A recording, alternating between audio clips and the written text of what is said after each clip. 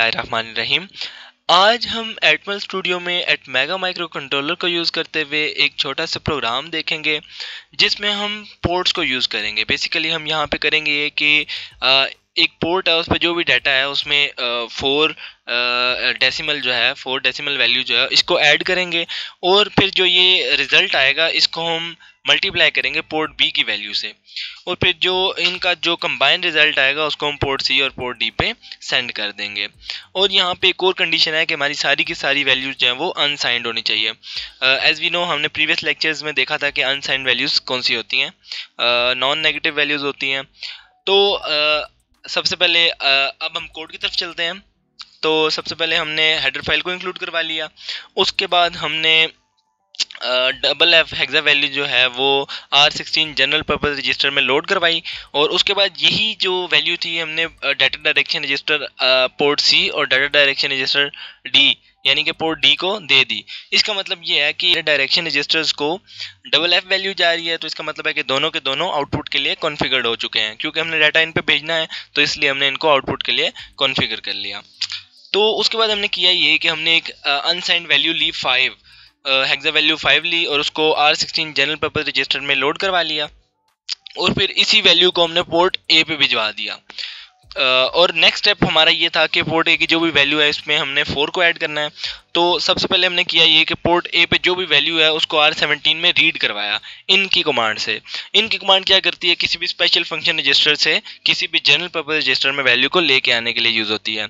तो हमने port A पे जो हमारी वैल्यू थी वो 5 थी, जो कि हमने खुद लोड करवाई थी इससे ऊपर वाली इंस्ट्रक्शन में, और इसमें हमने क्या किया, उसी वैल्यू को एक जनरल पर्पस रजिस्टर R17 में एक स्पेशल फंक्शन रजिस्टर से ले आए हैं।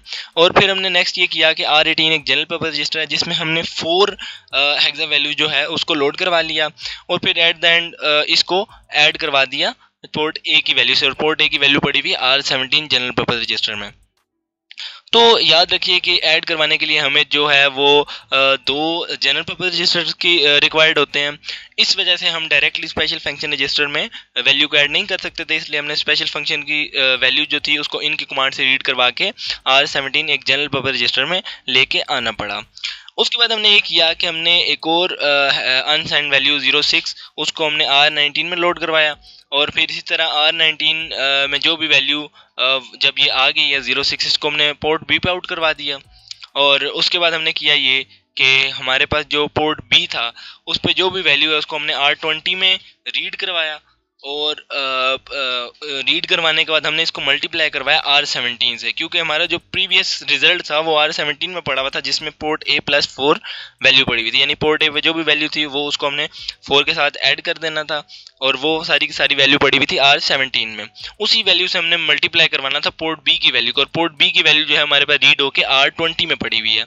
तो हमने जब इसको मल्टीप्लाई किया तो R17 में हमारे पास फाइनल रिजल्ट आ गया, और हमारा जो प्रोग्राम का लास्ट सेक्शन था उसमें ये था कि हमारे पास जो भी फाइनल आउटपुट आएगी इसको हमने पोर्ट सी और पोर्ट डी पे आउटपुट करवा देना है।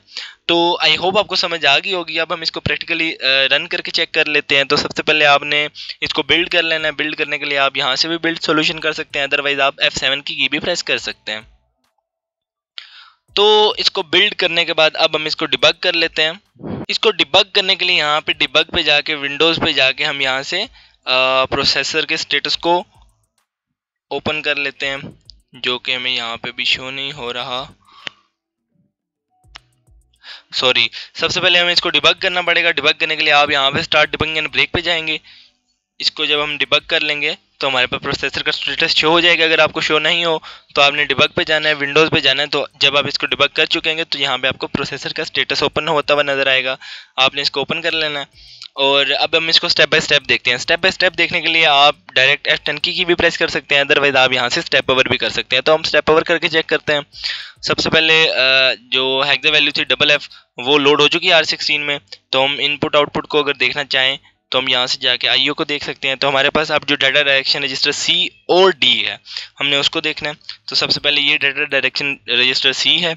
अब हम जब स्टेप ओवर करेंगे तो इसमें सारी की सारी वैल्यू F हो जाएंगी, यानी 1 हो जाएंगी। तो इसका मतलब है कि आउटपुट के लिए कॉन्फ़िगर्ड हो जाएगा। तो आप देख सकते हैं कि आउटपुट के लिए कॉन्फ़िगर हो चुका है। इसी तरह पोर्ट D जो है उसको हम देख लेते हैं, तो वो भी जब हमने स्टेप ओवर किया तो वो भी आउटपुट के लिए कॉन्फ़िगर हो चुकी।